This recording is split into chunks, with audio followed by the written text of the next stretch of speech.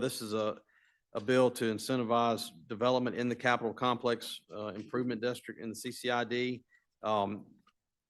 There's some interest in this bill moving forward. I'm not specifically sure about what project, but it does have a vehicle. I've heard from several other people about some options on trying to redevelop and work on housing issues within the CCID and some other things I think are worthwhile keeping this vehicle open for those possibilities and for further discussion. So I'm going to recognize Senator Johnson to add a reverse repealer on the bill to keep it alive for us to continue having conversations with the House and other members on the bill. So Senator Horn for a question. Mr.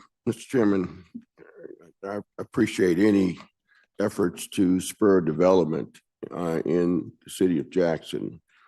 It appears to me, however, that where the development is needed the most is outside of the Capitol Complex Improvement District. There are areas of West Jackson, South Jackson that are sorely in need of economic development. And I wonder why we're not targeting those areas as opposed to an area that's flourishing and doing rather well. This is my first time reading the bill. I read it very quickly while sitting here. If I understand it correctly, the enhance for anybody who puts a building or a project in service, the assessed valuation, the current assessed valuation is the benchmark, and then any future assessments that are above and beyond what that current assessed valuation was would go into a special fund for development purposes for that project for up to 5 years. Is that correct? That may be the understanding. Yes, that's the understanding I have as well. Okay, and what happens once the 5 years are up? The enhanced assessed valuation, would that assessed valuation continue in perpetuity? And if so, what would be how would the funds be dispensed going forward? That's a good question. And I think that's what we need to find more about. Yes. This is a House bill. Yes, I haven't sir. spoken to the House author about it and specifically gotten what exactly he's intended to do with it. But I've heard there's some other possibilities with housing, with some other concerns in the CCID that they're trying to improve. So it's a vehicle to keep alive that we maybe can utilize. Have we voted on the reverse repeal yet? No, we have not. Okay. Thank you, Mr. Chairman. Thank you. So, Motion to add a reverse repealer.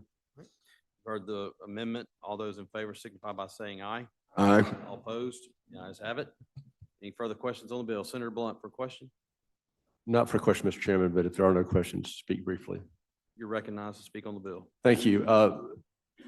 My concerns are the same as Senator Horn. I represent most of the Capital Improvement District.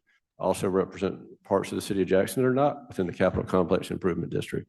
And I think it's important, particularly for the new members on the committee, that you understand what the Capital Complex Improvement District is. It is not a city. It is not a separate government. It is a street paving program where, for the first time, the state, who has a substantial investment in Jackson and pays no property taxes in Jackson, recognizes that the state has an investment here and for the first time is going to be partly responsible for some of the infrastructure costs around this building.